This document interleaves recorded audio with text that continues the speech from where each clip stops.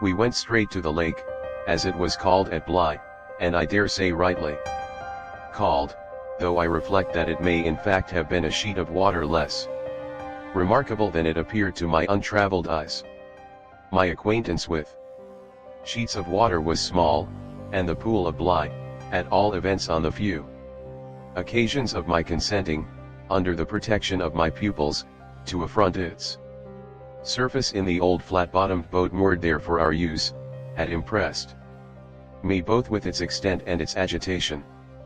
The usual place of embarkation was half a mile from the house, but I had an intimate conviction that, wherever Flora might be, she was not near home. She had not given me the slip for any small adventure, and, since the day of the very great one that I had shared with her by the pond, I had been aware, in our walks, of the quarter to which she most inclined. This was why I had now given to Mrs. Grose a step so marked. A direction that made her, when she perceived it, oppose a resistance that showed me she was freshly mystified. "You're going to the water, miss? You think she's in?" "She may be, though the depth is, I believe, nowhere very great. But what I judge most likely is that she's on the spot from which, the other day, we saw together what I told you, when she pretended not to see. With that astounding self-possession I've always been sure she wanted to go back alone. And now her brother has managed it for her." Mrs. Grose still stood where she had stopped. "You suppose they really talk of them?" I could meet this with a confidence. "They say things that, if we heard them, would simply appall us. And if she is there—" "Yes. Then Miss Jessel is." "Beyond a doubt. You shall see." "Oh, thank you," my friend cried, planted so firm that, taking it in, I went straight on without her. By the time I reached the pool, however, she was close behind me, and I knew that, whatever, to her apprehension, might befall me, the exposure of my society struck her as her least danger. She exhaled a moan of relief as we at last came in sight of the greater part of the water without a sight of the child. There was no trace of Flora on that nearer side of the bank, where my observation of her had been most startling, and none on the opposite edge, where, save for a margin of some 20 yards, a thick copse came down to the water. The pond, oblong in shape, had a width so scant compared to its length that, with its ends out of view, it might have been taken for a scant river.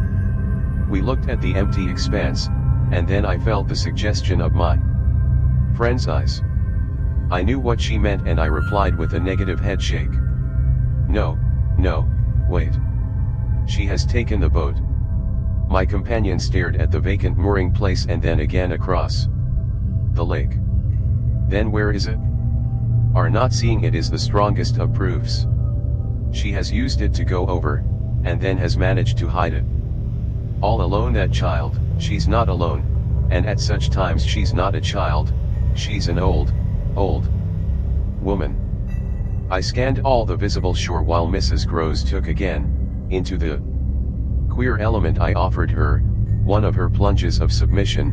Then I pointed out that the boat might perfectly be in a small refuge formed by one of the recesses of the pool, an indentation masked, for the hither side, by a projection of the bank and by a clump of trees growing close to the water. "But if the boat's there, where on earth's she?" my colleague anxiously asked. "That's exactly what we must learn." And I started to walk further. "By going all the way round?" "Certainly, far as it is. It will take us but 10 minutes, but it's far enough to have made the child prefer not to walk. She went straight over." "Laws!" cried my friend again, the chain of my logic was ever too much for her.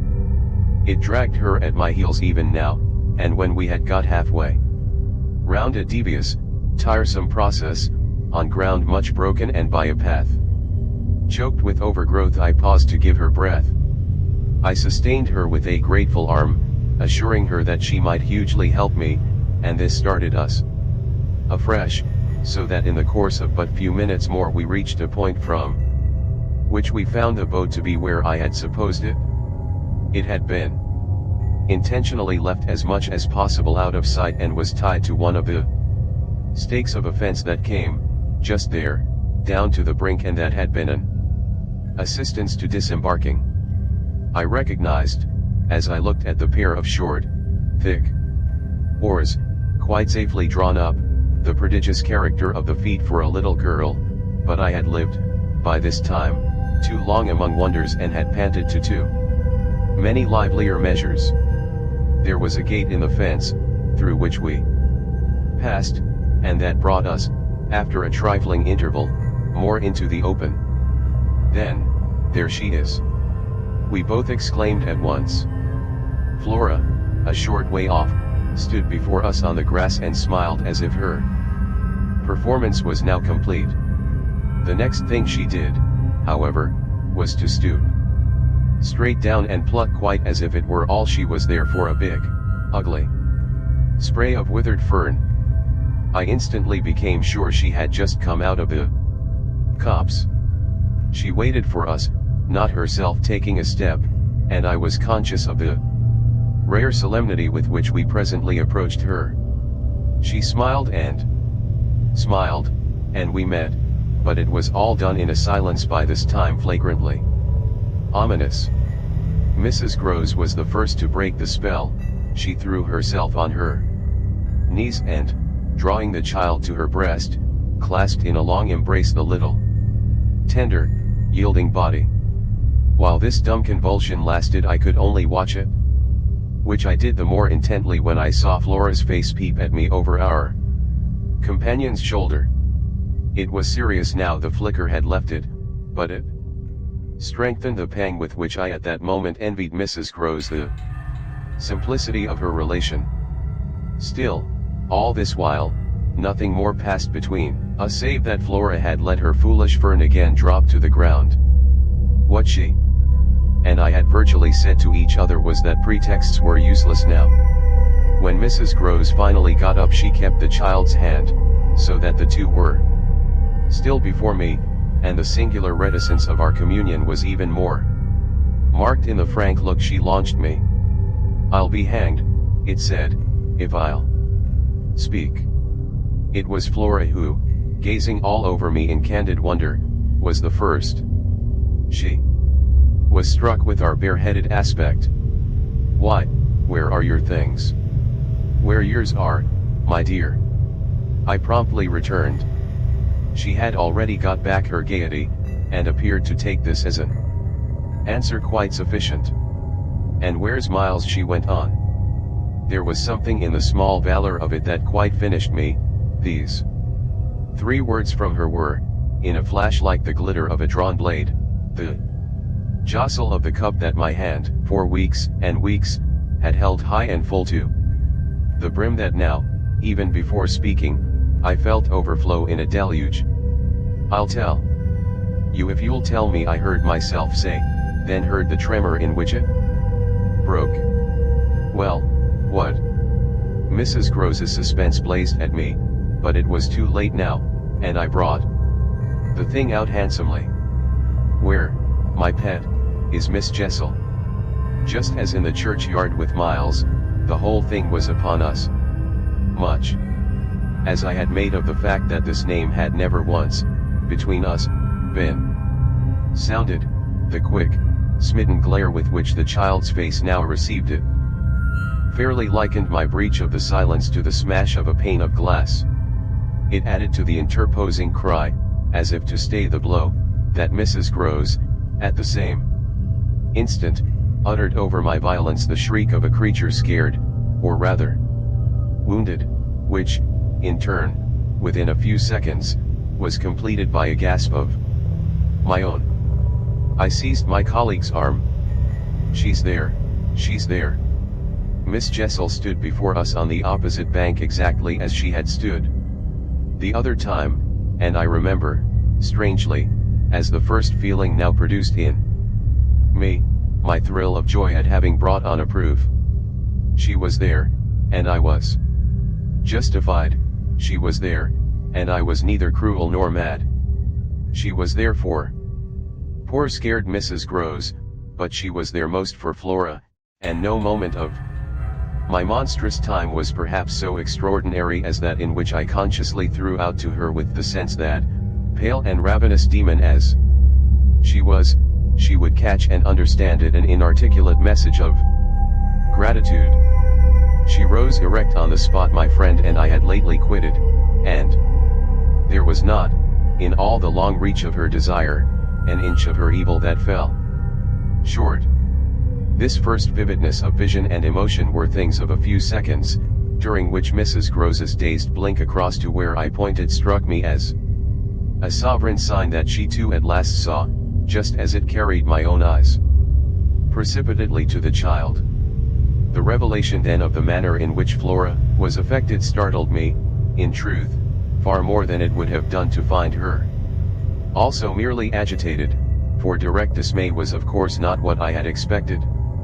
Prepared and on her guard as our pursuit had actually made her, she would repress every betrayal, and I was therefore shaken, on the spot, by my first glimpse of the particular one for which I had not allowed to see her, without a convulsion of her small pink face, not even feign to glance in the direction of the prodigy I announced, but only, instead of that, turn at me an expression of hard, still gravity, an expression absolutely new and unprecedented, and that appeared to read and accuse and judge me. This was a stroke that somehow converted the little girl herself into the very presence that could make me quail. I quailed even though my certitude that she thoroughly saw was never greater than at that instant, and in the immediate need to defend myself I called it passionately to witness. She's there, you little unhappy thing, there, and you see her as well as you see me. I had said shortly before to Mrs. Groves that she was not at these times a child, but an old woman, and that description of her could not have been more strikingly confirmed than in the way in which, for all answer to this, she simply showed me, without a concession, an admission, of her eyes, a countenance of deeper and deeper, of indeed suddenly quite fixed, reprobation. I was by this time, if I can put the whole thing at all together, more appalled at what I may properly call her manner than at anything else, though it was simultaneously with this that I became aware of having Mrs. Groves also, and very formidably, to reckon with. My elder companion, the next moment, at any rate, blotted out everything but her own flushed face and her loud, shocked protest, a burst of high disapproval. What a dreadful turn, to be sure, miss. Where on earth do you see anything? I could only grasp her more quickly yet, for even while she spoke the hideous plain presence stood undimmed and undaunted.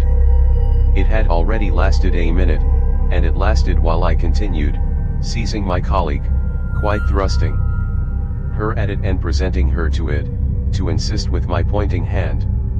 You don't see her exactly as we see you? Mean to say you don't now? Now she's as big as a blazing fire. Only look, dearest woman, look.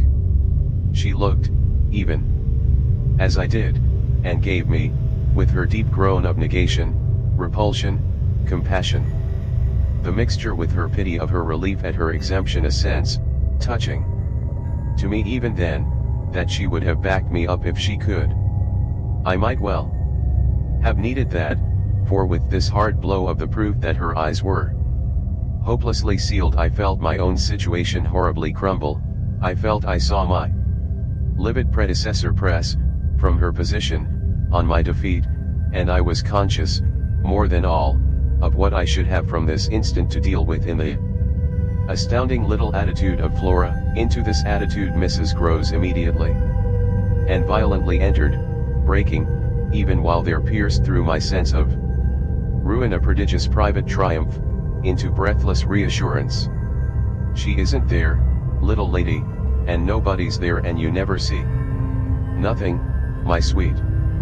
How can poor Miss Jessel when poor Miss Jessel's dead and buried we know, don't we, love? And she appealed, blundering in, to the child. It's all a mere mistake and a worry and a joke and we'll go home as fast as we can. Our companion, on this, had responded with a strange, quick primness of propriety, and they were again, with Mrs. Groves on her feet, united, as it were, in pained opposition to me. Flora continued to fix me with her small mask of reprobation, and even at that minute I prayed God to forgive me for seeming to see that, as she stood there holding tight to our friend's dress, her incomparable childish beauty had suddenly failed, had quite vanished.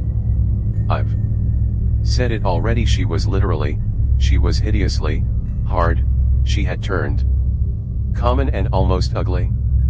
I don't know what you mean. I see nobody. I see nothing. I never have. I think you're cruel. I don't like you. Then, after this deliverance, which might have been that of a vulgarly pert little girl in the street, she hugged Mrs. Groves more closely and buried in her skirts the dreadful little face. In this position she produced an almost furious wail. Take me away, oh, take me away from her. From me, I panted. From you, she cried. Even Mrs. Groves looked across at me dismayed, while I had nothing to do but communicate again with the figure that, on the opposite bank, without a movement, as rigidly still as if catching, beyond the interval, our voices, was as vividly there for my disaster as it was not there for my service. The wretched child had spoken exactly as if she had got from some outside source each of her stabbing little words, and I could therefore, in the full despair of all I had to accept, but sadly shake my head at her. If I had ever doubted, all my doubt would at present have gone.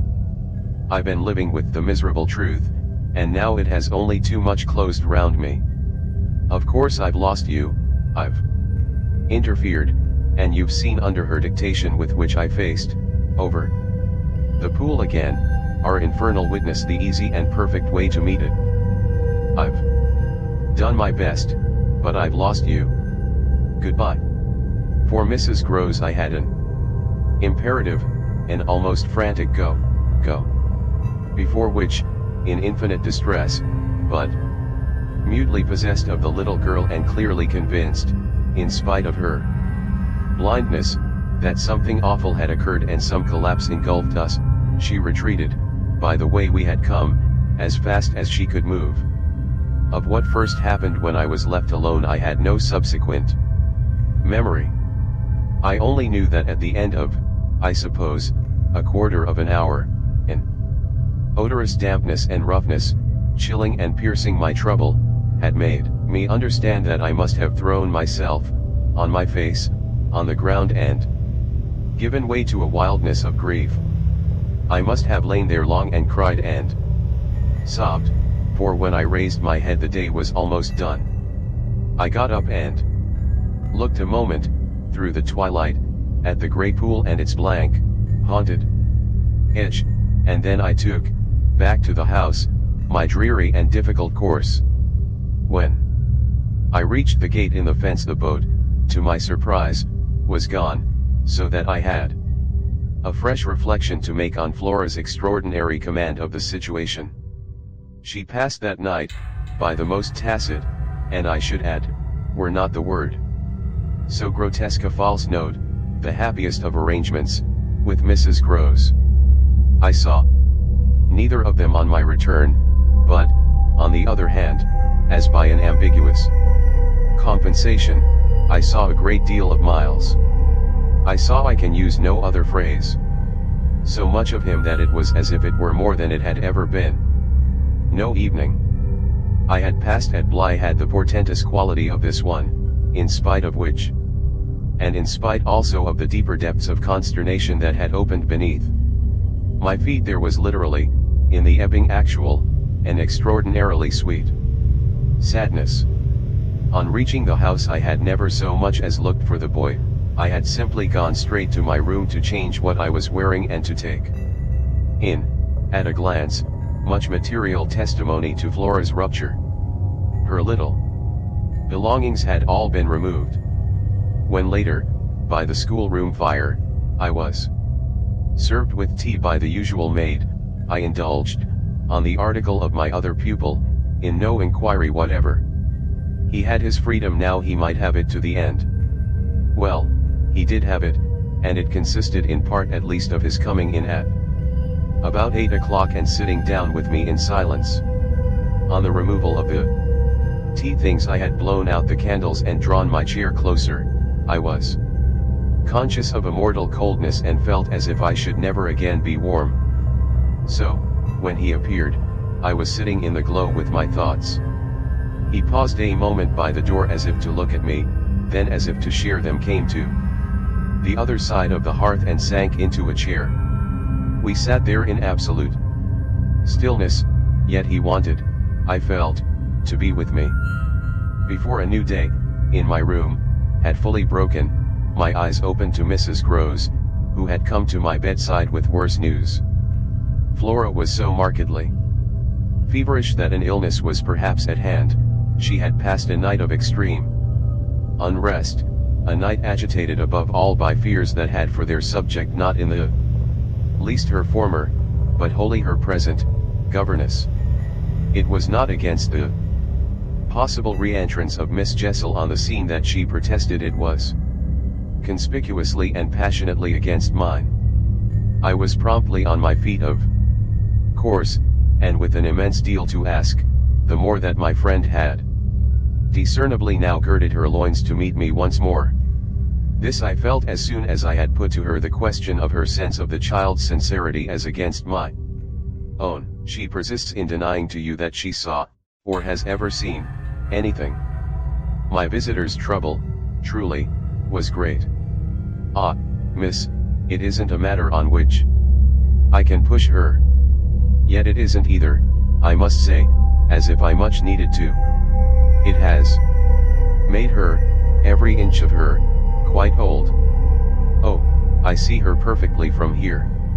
She resents, for all the world like some high little personage, the imputation on her truthfulness and, as it were, her respectability. Miss Jessel indeed she. Ah, she's respectable, the chit. The impression she gave me there yesterday was, I assure you, the very strangest of all.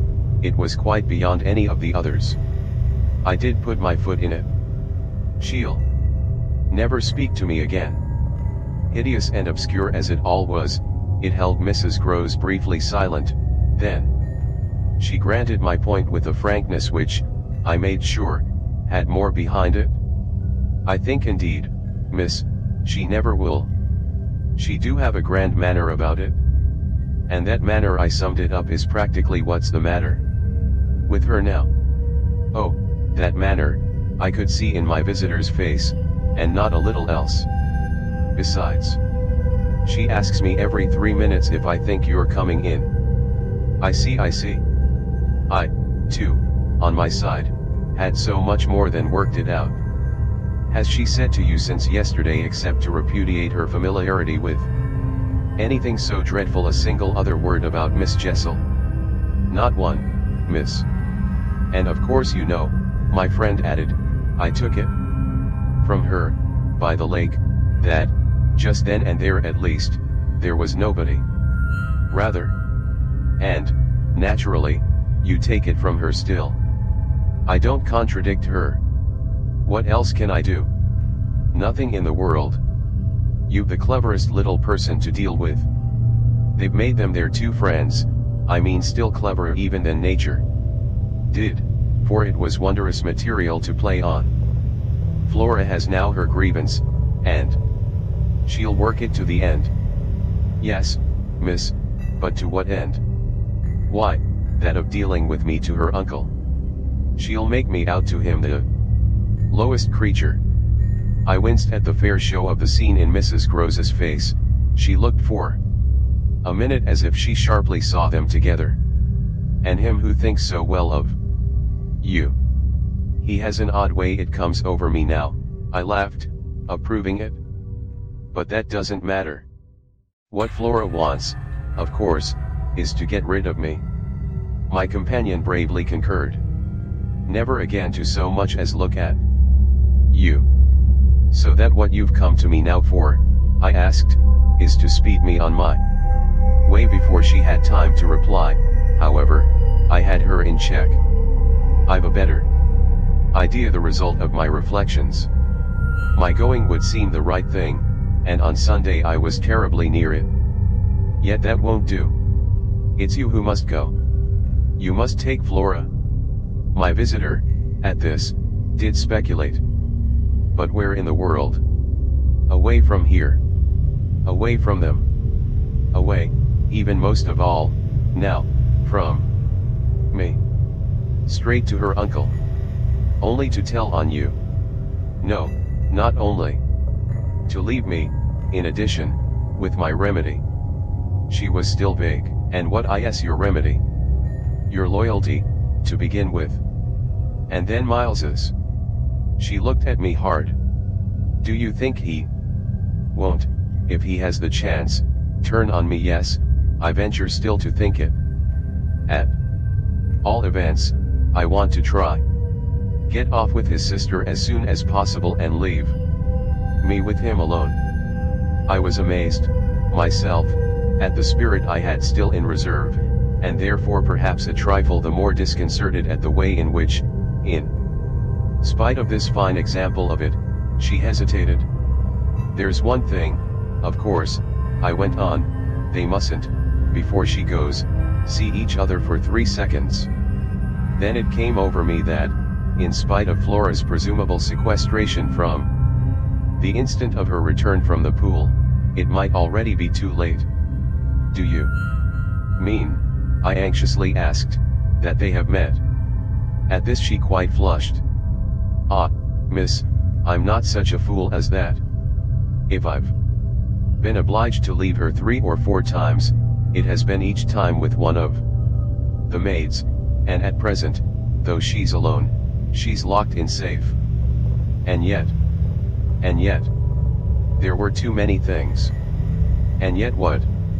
Well, are you so sure of the little gentleman? I'm not sure of anything but you. But I have, since last evening, a new hope. I think he wants to give me an opening. I do believe that poor little exquisite wretch, he wants to speak. Last evening, in the firelight and the silence, he sat with me for 2 hours as if it were just coming. Mrs. Grose looked hard, through the window, at the grey, gathering day. And did it come? No, though I waited and waited, I confess it didn't, and it was without a breach of the silence or so much as a faint allusion to his sister's condition and absence that we at last kissed for good night. All the same, I continued, I can't, if her uncle sees her, consent to his seeing her brother without my having given the boy, and most of all because things have got so bad, a little more time. My friend appeared on this ground more reluctant than I could quite understand. What do you mean by more time? Well, a day or 2 really to bring it out.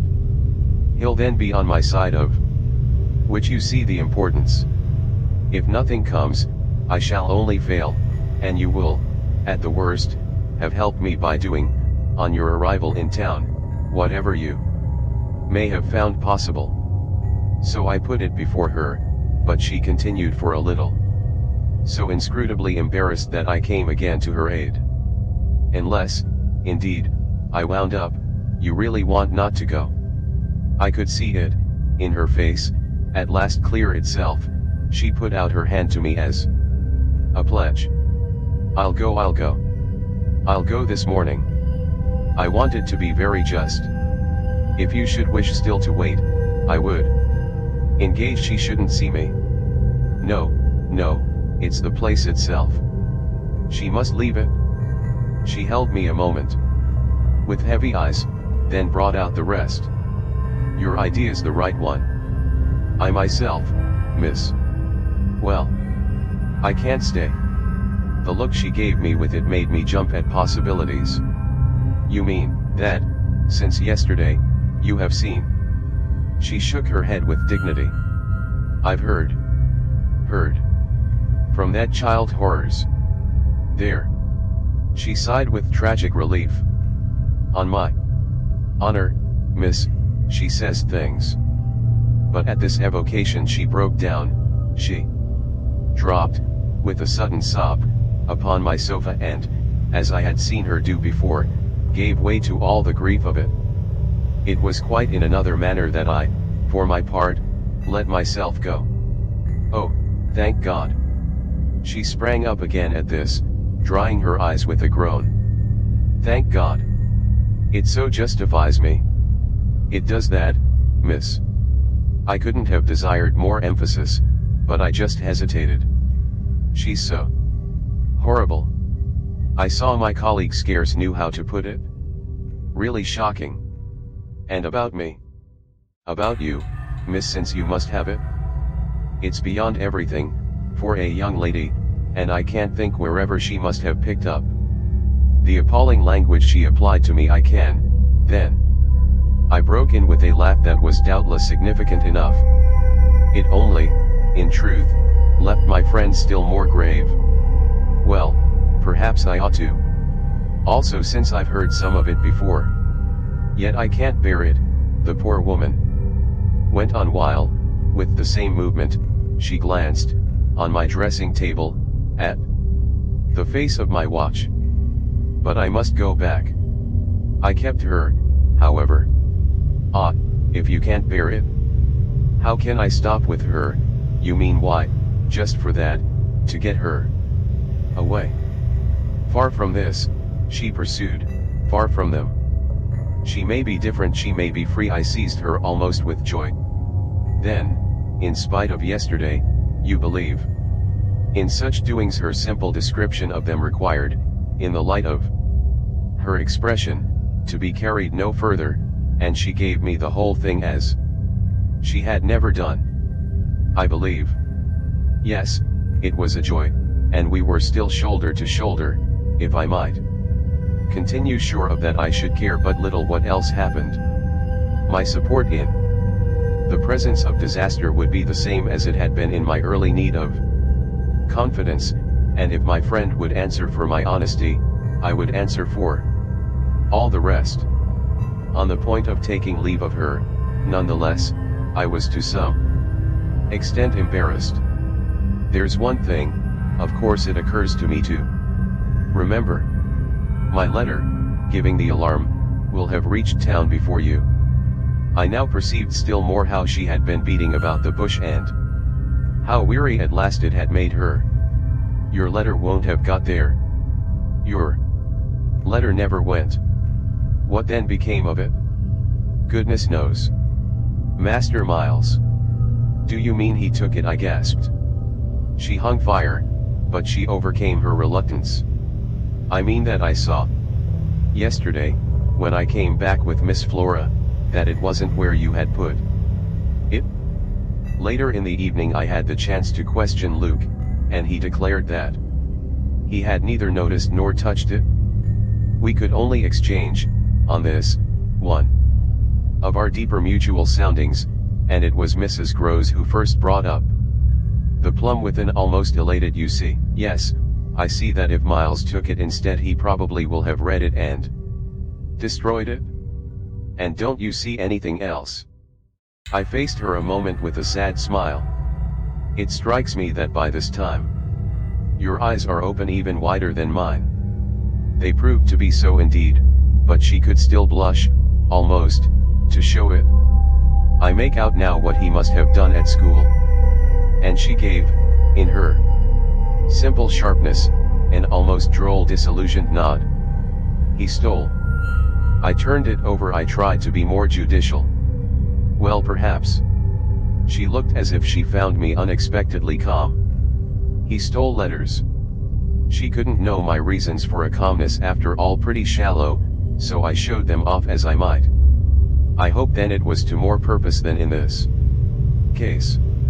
The note, at any rate, that I put on the table yesterday, I pursued, will have given him so scant an advantage, for it contained only the bare demand for an interview that he is already much ashamed of having gone so far for so little, and that what he had on his mind last evening was precisely the need of confession. I seemed to myself, for the instant, to have mastered it, to see it all. Leave us, I was already at the door, hurrying her off. I'll get it out of him. He'll meet me, he'll confess. If he confesses, he's saved. And if he's saved, then you are the dear woman kissed me on this, and I took her farewell. I'll save you without him, she cried as she went. Yet it was when she had got off and I missed her on the spot that the great pinch really came. If I had counted on what it would give me to find myself alone with Miles, I speedily perceived, at least, that it would give me a measure. No hour of my stay in fact was so assailed with apprehensions as that of my coming down to learn that the carriage containing Mrs. Groves and my younger pupil had already rolled out of the gates.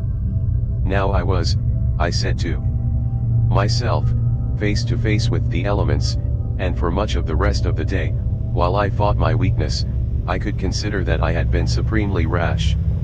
It was a tighter place still than I had yet turned round in, all the more that, for the first time, I could see in the aspect of others a confused reflection of the crisis. What had happened naturally caused them all to stare. There was too little of the explained, throw out whatever we might, in the suddenness of my colleague's act. The maids and the men looked blank, the effect of which on my nerves was an aggravation until I saw the necessity of making it a positive aid. It was precisely, in short, by just clutching the helm that I avoided total wreck, and I dare say that, to bear up at all, I became, that morning, very grand and very dry. I welcomed the consciousness that I was charged with much to do, and I caused it to be known as well that, left thus to myself, I was quite remarkably firm. I wandered with that manner, for the next hour or two, all over the place and looked, I have no doubt, as if I were ready for any onset. So, for the benefit of whom it might concern, I paraded with a sick heart. The person it appeared least to concern proved to be, till dinner, little Miles himself. My perambulations had given me, meanwhile, no glimpse of him, but they had tended to make more public the change taking place in our relation as a consequence of his having at the piano, the day before, kept me, in Flora's interest, so beguiled and befooled. The stamp of publicity had of course been fully given by her confinement and departure, and the change itself was now ushered in by our non-observance of the regular custom of the schoolroom. He had already disappeared when, on my way down, I pushed open his door, and I learned below that he had breakfasted in the presence of a couple of the maids with Mrs. Groves and his sister. He had then gone out, as he said, for a stroll, than which nothing, I reflected, could better have expressed his frank view of the abrupt transformation of my office. What he would not permit this office to consist of was yet to be settled. There was a queer relief, at all events I mean for myself in especial, in the renouncement of one pretension. If so much had sprung to the surface, I scarce put it too strongly in saying that what had perhaps sprung highest was the absurdity of our prolonging the fiction that I had anything more to teach him. It sufficiently stuck out that, by tacit little tricks in which even more than myself he carried out the care for my dignity, I had had to appeal to him to let me off straining to meet him on the ground of his true capacity. He had at any rate his freedom now, I was never to touch it again, as I had amply shown. Moreover, when on his joining me in the schoolroom the previous night, I had uttered, on the subject of the interval just concluded, neither challenge nor hint. I had too much, from this moment, my other ideas. Yet when he at last arrived, the difficulty of applying them, the accumulations of my problem, were brought straight home to me by the beautiful little presence on which what had occurred had as yet, for the eye, dropped neither stain nor shadow. To mark, for the house, the high state I cultivated, I decreed that my meals with the boy should be served, as we called it, downstairs, so that I had been awaiting him in the ponderous pomp of the room outside of the window of which I had had from Mrs. Groves, that first scared Sunday, my flash of something it would scarce have done to call light. Here at present I felt afresh, for I had felt it again and again, how my equilibrium depended on the success of my rigid will, the will to shut my eyes as tight as possible to the truth that what I had to deal with was, revoltingly, against nature. I could only get on at all by taking nature into my confidence and my account, by treating my monstrous ordeal as a push in a direction unusual, of course, and unpleasant, but demanding, after all, for a fair front, only another turn of the screw of ordinary human virtue. No attempt, nonetheless, could well require more tact than just this attempt to supply, oneself, all the nature. How could I put even a little of that article into a suppression of reference to what had occurred? How, on the other hand, could I make reference without a new plunge into the hideous obscure well? A sort of answer, after a time, had come to me, and it was so far confirmed as that I was met, incontestably, by the quickened vision of what was rare in my little companion. It was indeed as if he had found even now, as he had so often found at lessons, still some other delicate way to ease me off. Wasn't there light in the fact which, as we shared our solitude, broke out with a specious glitter it had never yet quite worn? The fact that opportunity aiding, precious opportunity which had now come, it would be preposterous, with a child so endowed, to forego the help one might wrest from absolute intelligence. What had his intelligence been given him for? But to save him might one, to reach his mind, risk the stretch of an angular arm over his character. It was as if, when we were face to face in the dining room, he had literally shown me the way. The roast mutton was on the table, and I had dispensed with attendance.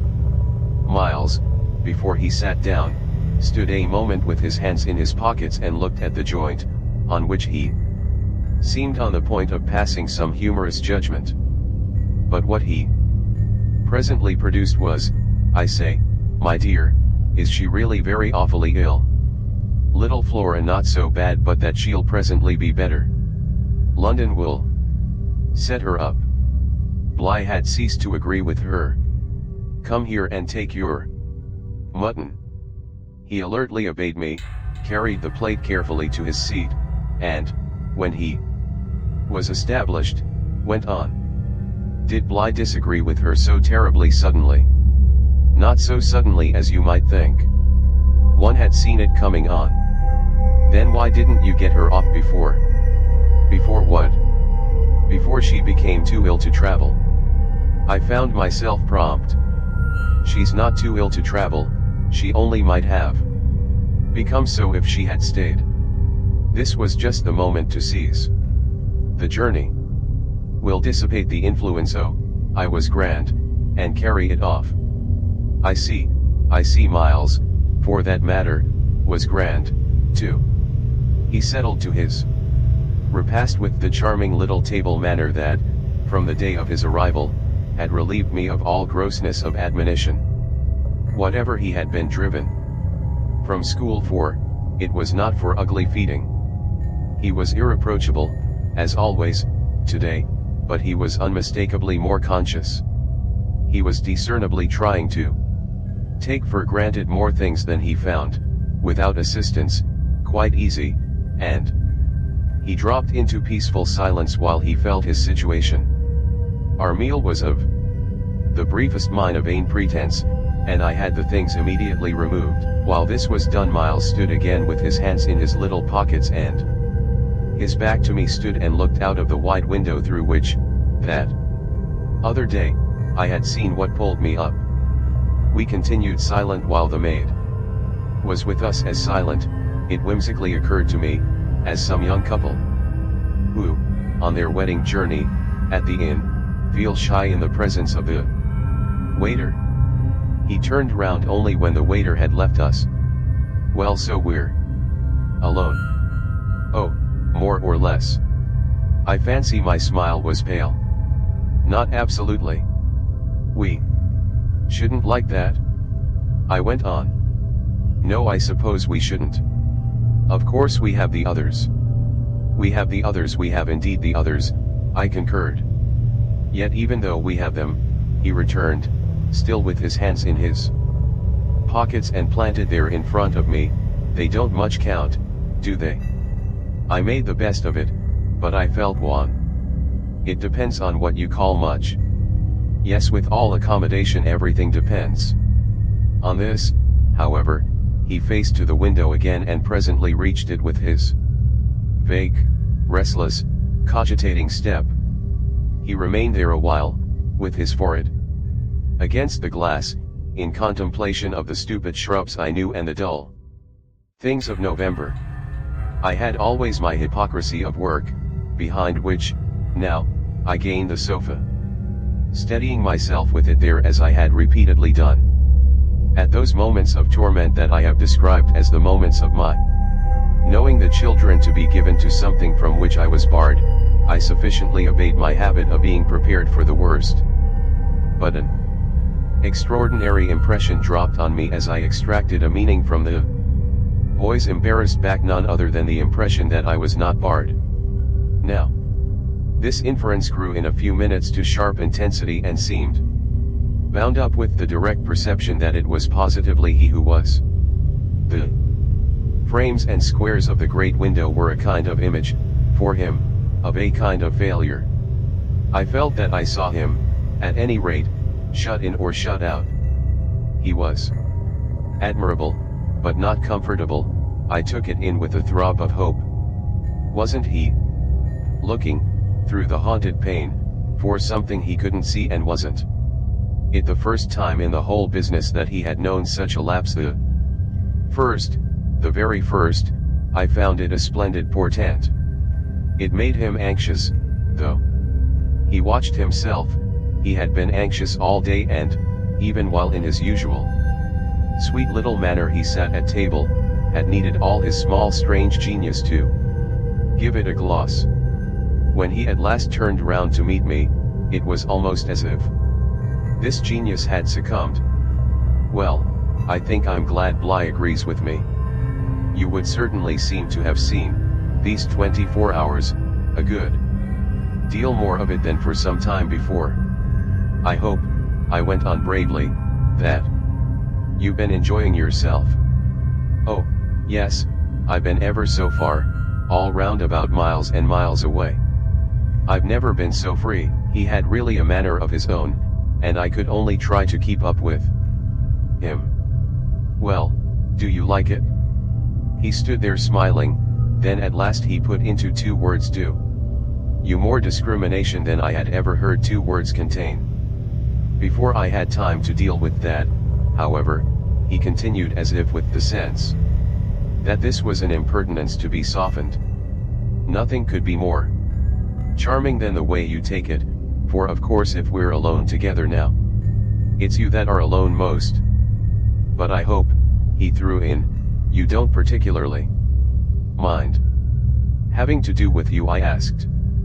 My dear child, how can I help minding, though I've renounced all claim to your company? You're so beyond me, I at least greatly enjoy it.